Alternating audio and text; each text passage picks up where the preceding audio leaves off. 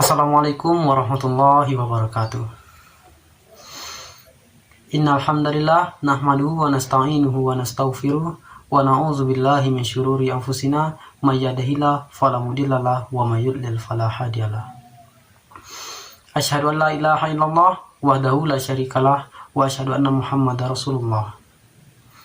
Puji syukur marilah kita ucapkan kepada Allah atas nikmat, rahmat, dan karunia-Nya kepada kita semua. Shalawat beserta salam tidak lupa kita mohonkan kepada Allah untuk disampaikan kepada baginda Rasulullah Sallallahu Alaihi Wasallam. Perkenalkan, nama saya Adra Tigana dengan NIM 2521174. Di sini saya akan menjelaskan tentang basis data mulai dari bab 1 sampai dengan bab 4. Sebelum kita melanjutkan untuk memahami basis data lebih dalam, marilah kita mulai dari bab 1, yaitu tentang konsep dari basis data tersebut. Apa itu basis data? Secara bahasa, basis adalah gudang atau markas, tempat berkumpul atau tempat bersarang. Dan data adalah representasi fakta dunia nyata yang mewakili sebuah objek. Bisa objek itu seorang manusia, sebuah benda, kejadian, dan lain sebagainya, yang disimpan dalam bentuk teks, angka, gambar, bunyi, simbol, atau kombinasi-kombinasinya. Dan basis data itu sendiri adalah kumpulan dari item data yang saling berhubungan, terorganisir dalam sebuah skema, disimpan dalam hardware, dan dimanipulasi menggunakan software. Dan ada juga namanya sistem basis data. Itu adalah sistem yang terdiri atas kumpulan tabel data yang saling berhubungan, atau kumpulan program yang memungkinkan beberapa pemakai atau program yang lainnya untuk mengaksesnya dan memanipulasinya secara bersamaan. Di dalam sistem basis data ada yang namanya komponen-komponennya, yaitu yang terdiri dari perangkat keras atau hardware, itu perangkat fisik yang terdapat yang bisa kita rasakan menggunakan panca indera. Yang biasanya digunakan di dalam sistem basis data adalah memori sekunder atau hard disk. Dan yang kedua itu sistem operasi atau SO. Ini biasanya yang digunakan itu Windows, Linux, Unix, dan lain sebagainya. Yang ketiga yaitu basis data atau database. Yang keempat adalah manajemen sistem atau DBMS atau database management system. Itu adalah software yang menentukan bagaimana data disimpan, diubah, dan diambil kembali. Yang kelima yaitu pemakai atau user. User ini adalah orang-orang yang berinteraksi dengan basis data. Yang keenam adalah aplikasi atau perangkat lain. Ini bisa dibuat menggunakan bahasa pemrograman sendiri atau bahkan biasanya telah tersedia dalam DBMS. Dan ada tujuan pembuatan dari basis data tersebut. Yaitu yang pertama untuk mengatur data atau mengorganisasikannya agar diperoleh kemudahan, ketepatan, dan kecepatan dalam mengaksesnya. Dan yang kedua agar tidak ada duplikasi data sehingga konsistensi data itu mudah dijaga. Dan yang ketiga, agar data itu terintegrasi. Yang keempat, agar data tidak tergantung pada program aplikasi. Dan yang kelima, agar data dapat dipakai secara bersama oleh beberapa pengguna. Mengapa kita harus menggunakan basis data? Memangnya apa manfaat dari penggunaan basis data ini? Itu manfaatnya ada yang pertama, kecepatan dan kemudahan. Dalam menggunakan basis data ini memungkinkan kita untuk dapat menyimpan data dan melakukan perubahan atau modifikasi data dengan lebih cepat dan sangat mudah. Dan yang kedua manfaatnya itu kebersamaan pemakaian. Pemakai basis data ini tak terbatas sehingga pengisian data dapat dilakukan oleh beberapa orang yang dalam satu lokasi. Yang ketiga itu pemusatan kontrol data. Data yang ada menjadi terpusat pada satu tempat penyimpanan sehingga kita dapat mengaksesnya kapan saja. Dan yang keempat yaitu efisiensi ruang penyimpanan. Tidak adanya redundansi data sehingga efisiensi atau optimalisasi ruang penyimpanan itu dimungkinkan. Dan yang kelima yaitu keakuratan atau accuracy. Pemanfaatan pengkodean dengan batasan tertentu yang membuat satu data menjadi unik dan berbeda dengan yang lainnya. Sehingga ketika menyimpan data, tidak akan ada data yang sama dalam penyimpanan. Dan yang keenam manfaatnya yaitu ketersediaan atau availability. Karena kepentingan pemakaian data, sebuah basis data dapat memiliki data yang disebar di banyak lokasi. Yang ketujuh, kelengkapan atau completeness. Data yang diinput ke dalam sebuah basis data memiliki ruang yang besar sehingga data dapat dimasukkan dalam jumlah yang banyak sesuai dengan kebutuhan pengguna. Yang ke-8 yaitu keamanan. Adanya password setiap pemakai basis data, kita juga dapat menentukan siapa saja yang boleh mengakses data yang penting atau data yang biasa-biasa saja. Dan ke-9 yaitu kemudahan dalam pembuatan program aplikasi baru.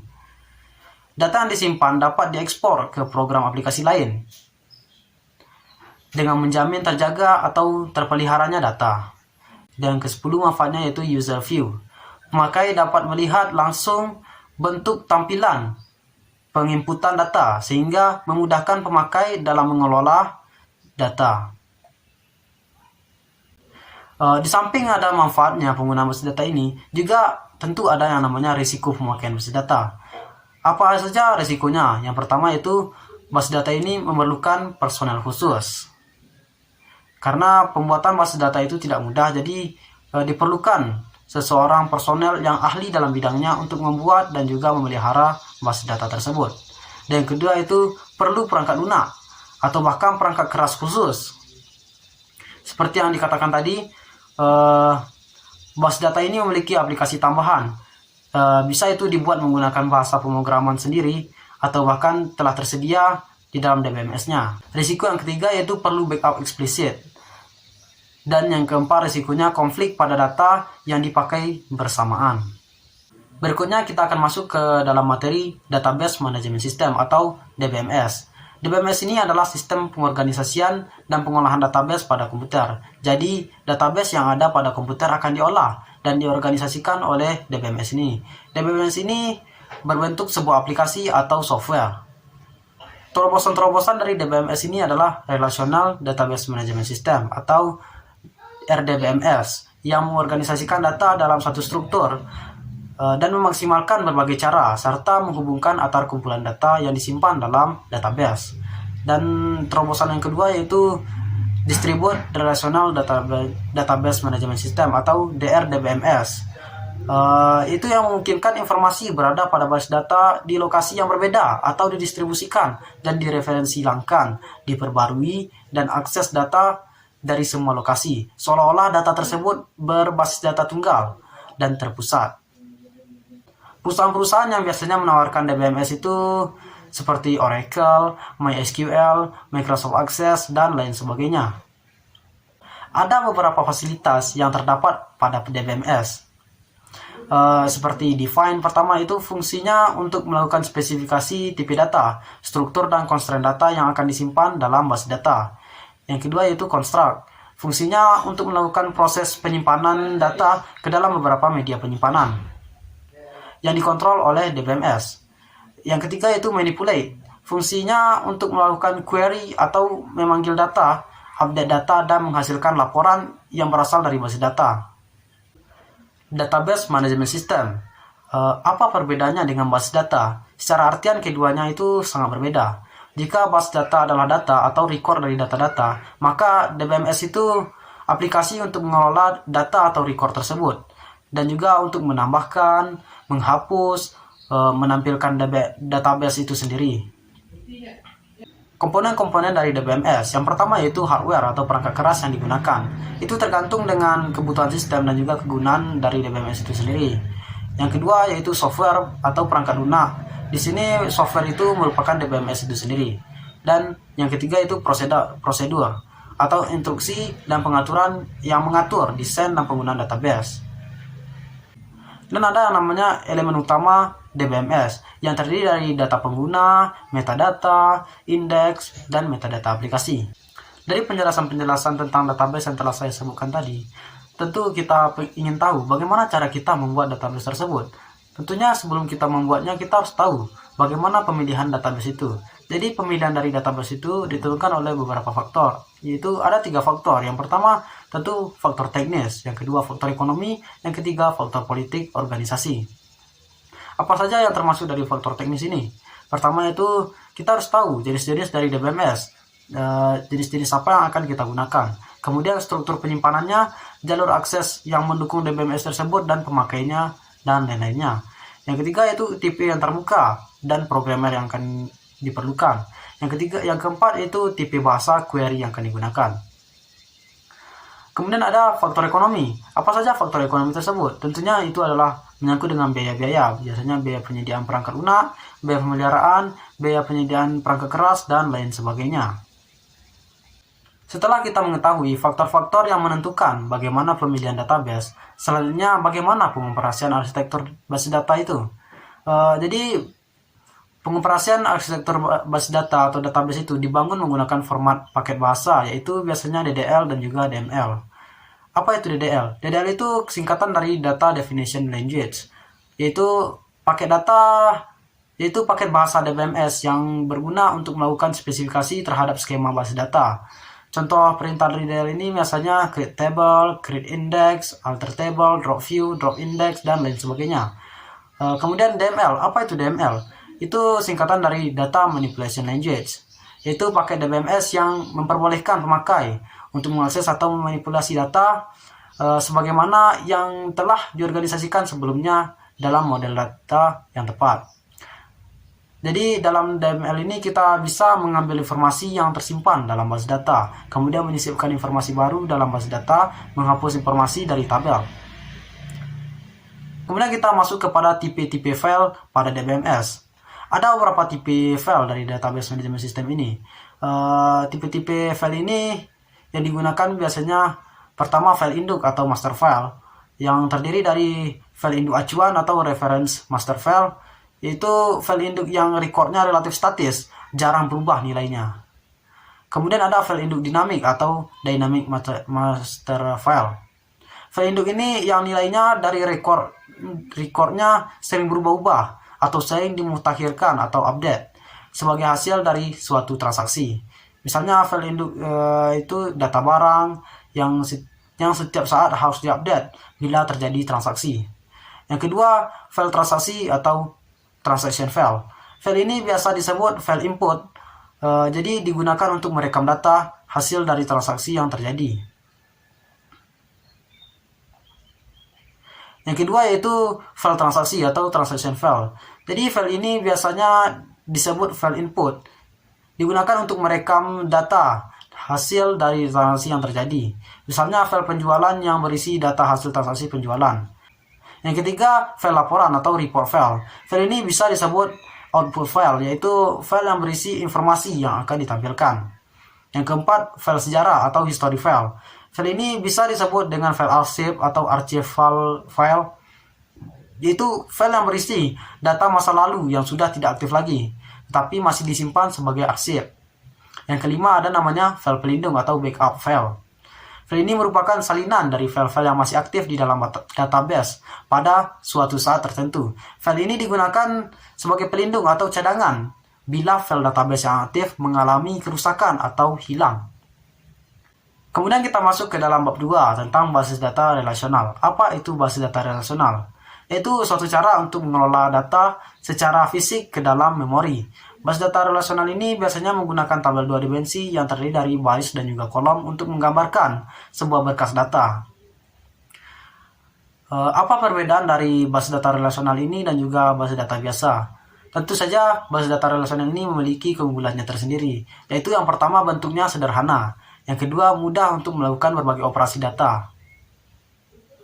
Istilah-istilah yang ada dalam basis data relasional ini biasanya pertama yaitu relasi, yang merupakan tabel yang terdiri dari beberapa kolom dan juga beberapa baris. Kemudian yang kedua atribut, kolom pada sebuah relasi.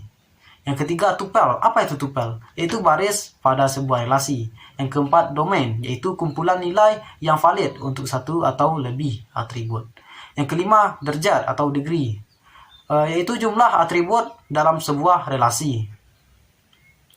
Kemudian ada juga yang namanya relational case. Apa-apa saja relational case ini? Yang pertama yaitu super key, yaitu sebuah atau sekumpulan atribut yang secara unik mengidentifikasi sebuah baris dalam tabel relasi.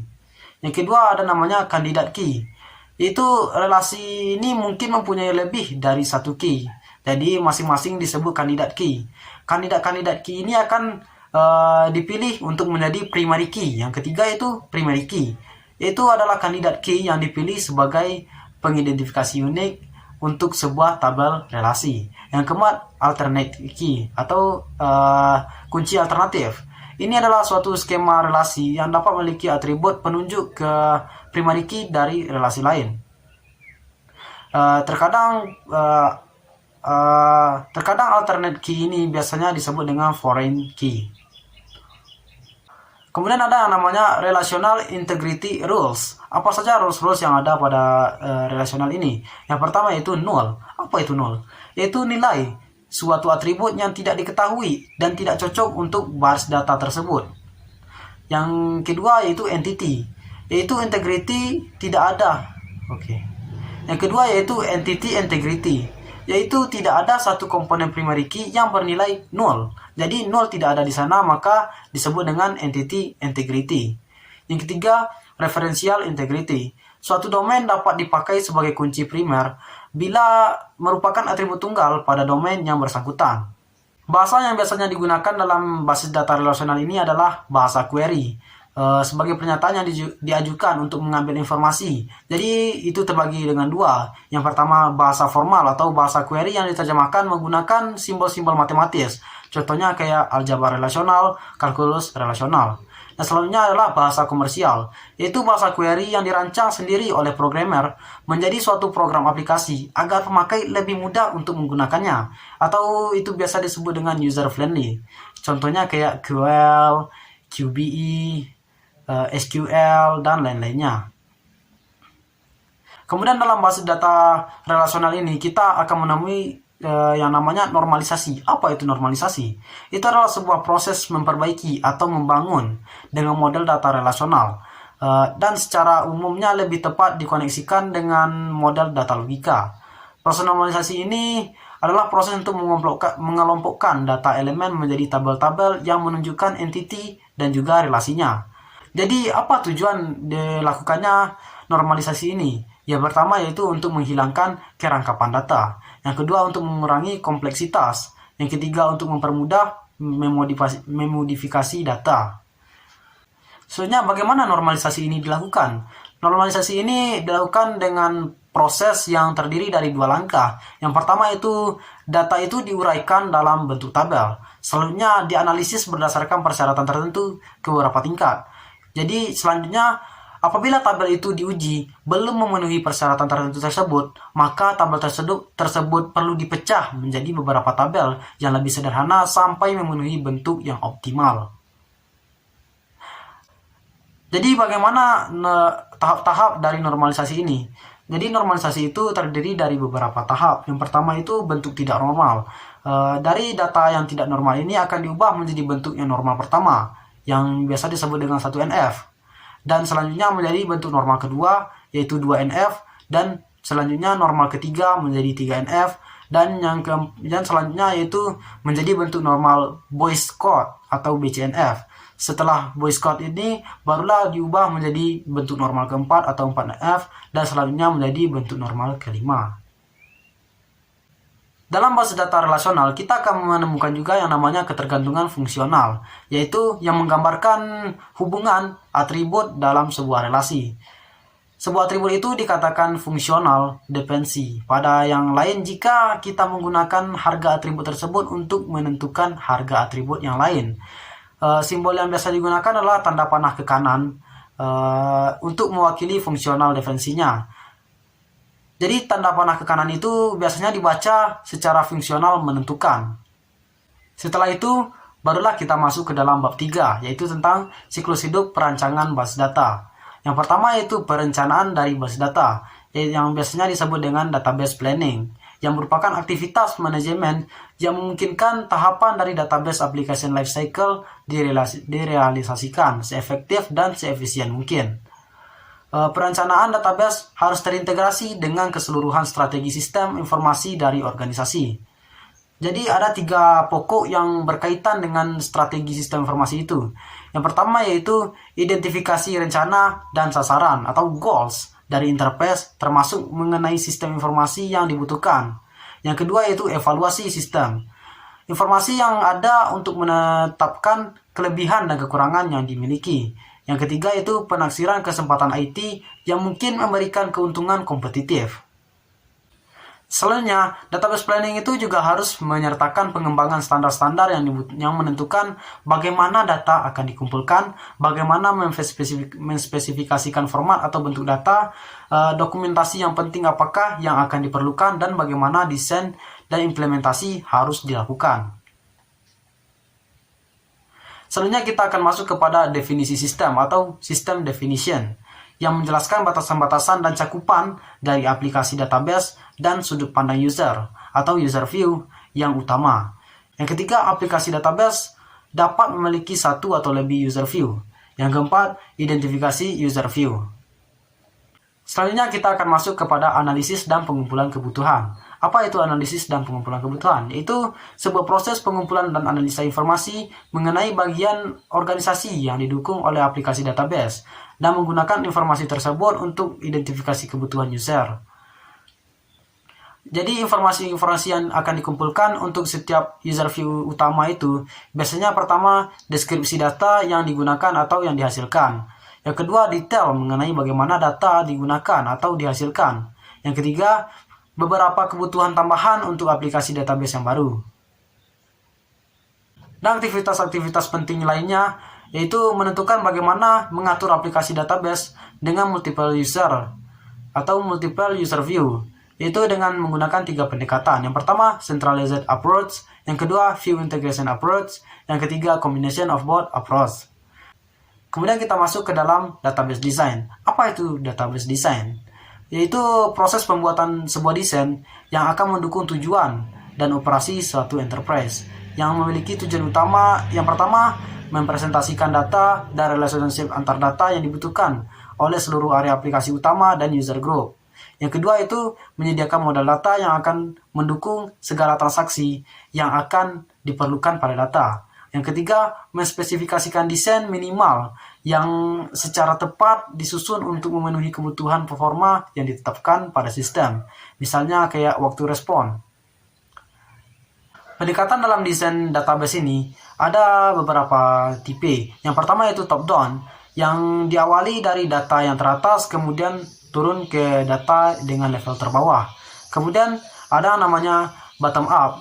Bottom up atau data itu dimulai dari atribut dasar atau atribut-atribut dengan level yang terendah kemudian baru yang teratas. Ada juga namanya yang ketiga yaitu inside out, yaitu data-data itu diidentifikasi menggunakan entitas utamanya kemudian baru menyebar ke entitas-entitas yang lainnya. Yang keempat ada yang namanya mix, menggunakan pendekatan bottom up dan top down untuk bagian yang berbeda sebelum pada akhirnya digabungkan. Kemudian apa kegunaan dari data modeling ini?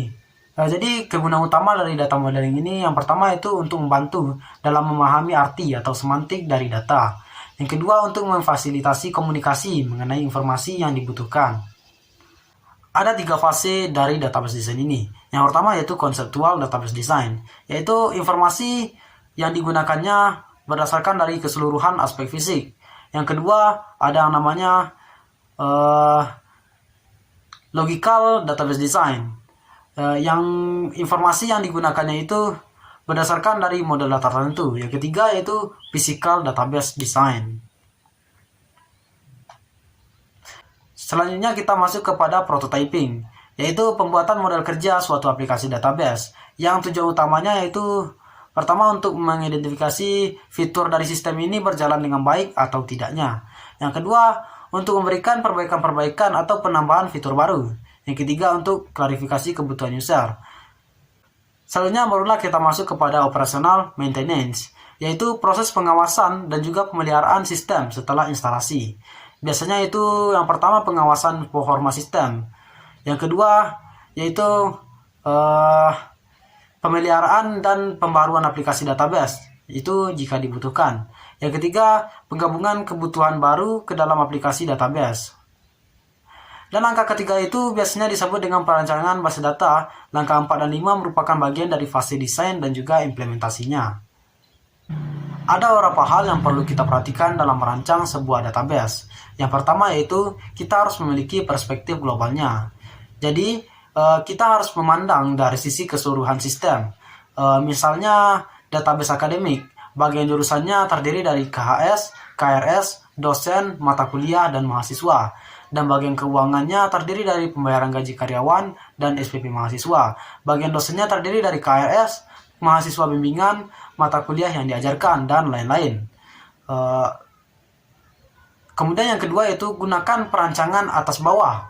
Perancangan harus dari atas atau pimpinan terlebih dahulu. Kemudian baru sampai ke yang bawah-bawahnya. Dan ketiga yaitu berikan informasi secara selektif untuk setiap level atau tingkat.